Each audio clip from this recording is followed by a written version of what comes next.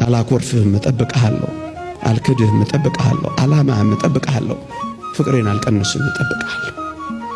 ለምን እንደሚያስጠብቀን አናውቅ። አትጣደፉ፣ ጠብቁት። እየሰማችሁ ይሄ ደስታም ብታገኙ ደግሞ እጅግም አትቦርቁ። ስለ ፈተና አብዝቼ ደስታ ደግሞ አንዳንዶች እግዚአብሔርን እንዳይጠብቁት እንዳይታገሱት ያረጋቸዋል።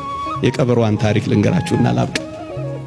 ቀበሮ መሬት ውስጥ ያለ ማር ነው የምትመገበው እና በጣም በትንሽ ቀዳዳ ነው የምታገኛት እና ስታገኝ ከብዙ ድካምና ልፋት በኋላ ስለሚገኝ በጣም ነው የምትፈነጥዘው። ቀዳዳዋ ግን በጣም ትንሽ ናት፣ በብዙ ድካም የምትገኝ ናት እቺ ቀዳዳ።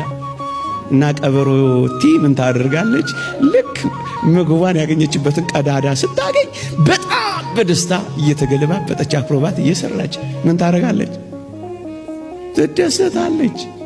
እንደ ሕፃን ልጅ ሆነ እንዲማወራላችሁ እንደ አባባ ተስፋዬ በጣም ትፈነጥዛለች።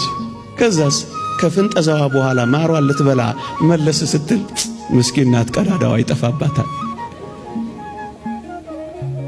ማሯ ይጠፋባታል እና በጣም ትሰቃይ።